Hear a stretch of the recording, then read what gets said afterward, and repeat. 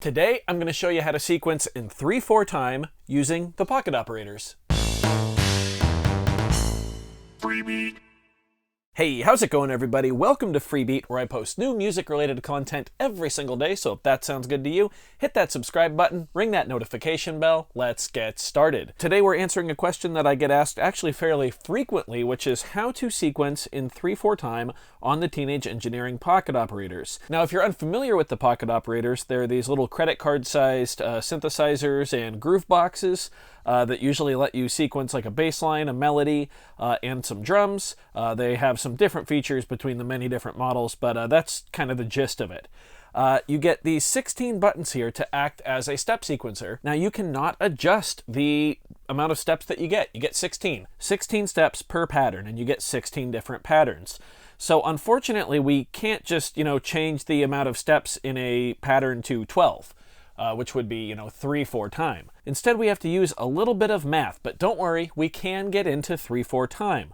So first, let's take a look at our step sequence here. So we've got 1E and a, 2E and a, 3E and a, 4E and a. So that's a basic 4/4 measure. So the downbeats, or the beginning of each beat, are all right here on this left-hand column. So beat 1, beat 2, beat 3, and beat 4. Now, if we want to sequence in 3/4 time, we actually have to think in 3/4 time. So we're going to have to use multiple patterns to fake 3/4 time. So each pattern on a pocket operator is 16 steps long. We want to sequence in patterns that are 12 steps long, which means 3/4 time. 1E and a, 2E and a, 3E and a, and then repeating. So what we need to do is treat the first 12 steps of pattern 1 as our first measure.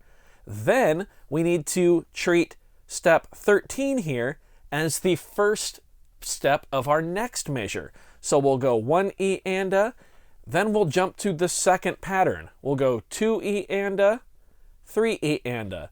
Now, step 9 of our second pattern becomes step 1 of our third pattern in 3/4, if that makes sense.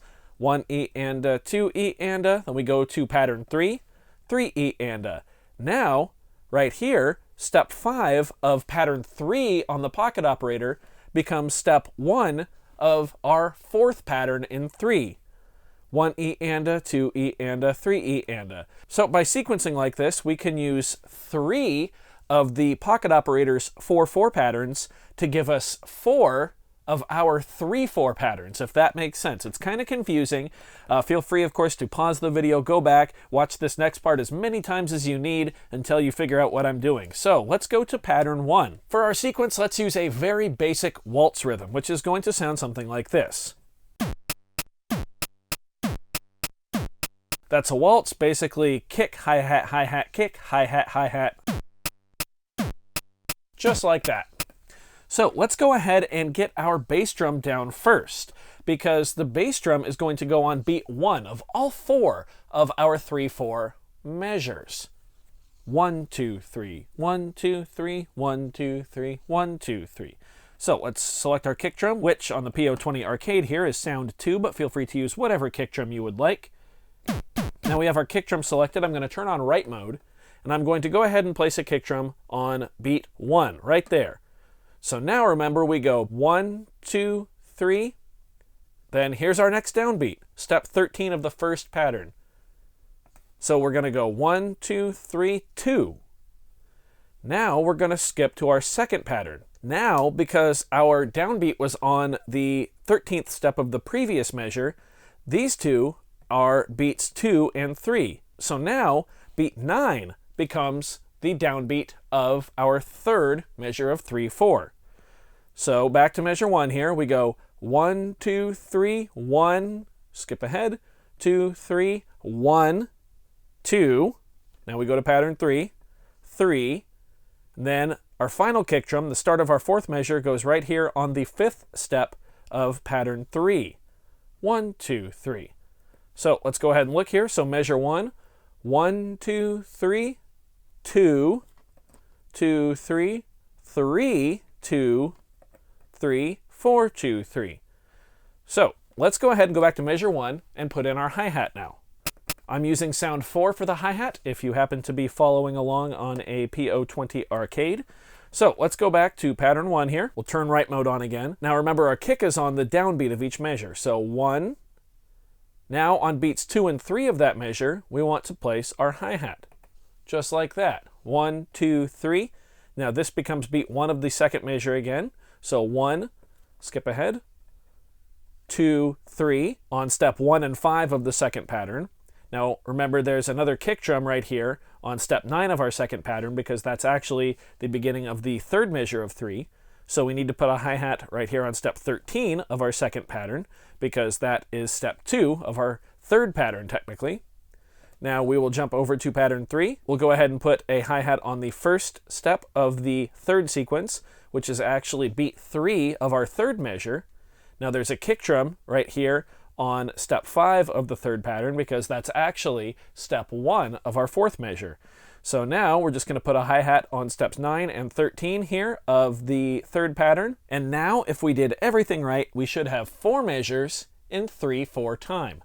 So let's go ahead, hold pattern, click patterns 1, 2, and 3 to chain them together, and hopefully we should have a perfect repeating waltz beat. Here we go. Looks good to me.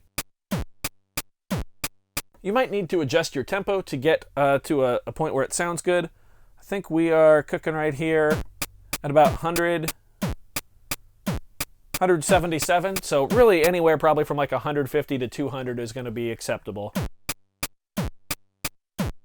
You want to make sure the swing is off as well. There we go. I'm going to go ahead and sequence a melody real quick here. So for the melody I'm thinking of, I want to be an A major, which is chord 13. So I'm just going to set it right there. For the little melody bass line thing I have in my head, I think I want to be an A major, which is chord 13. So there we go. I'm going to go to pattern 1. I'm going to select this sound right here.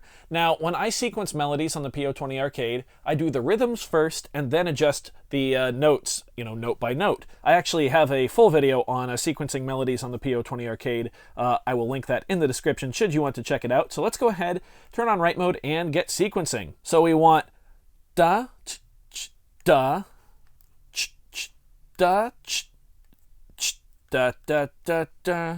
So basically I'm just going da, da, da, da, da, da, da, da, da. Nice and simple. So back to pattern 1 here. I'm going to sequence this note. This needs to be a D. There we go, D1.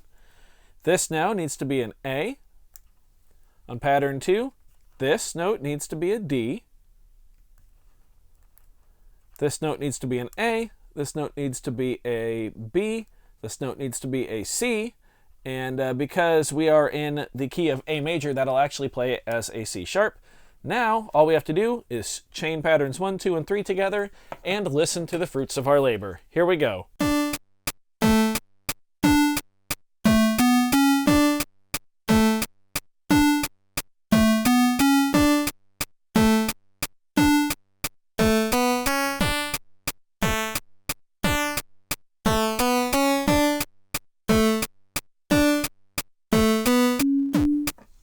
There you have it. A nice little waltz pattern sequenced in 3/4 time on the Teenage Engineering PO20 Arcade. Of course, this will work with any pocket operator. So I do hope you guys found this one helpful. Sorry if it was a little confusing or if I rushed through certain parts. Again, feel free to take this video at your own pace. Also, of course, feel free to leave questions down in the comment section. I do my best to get to every single comment.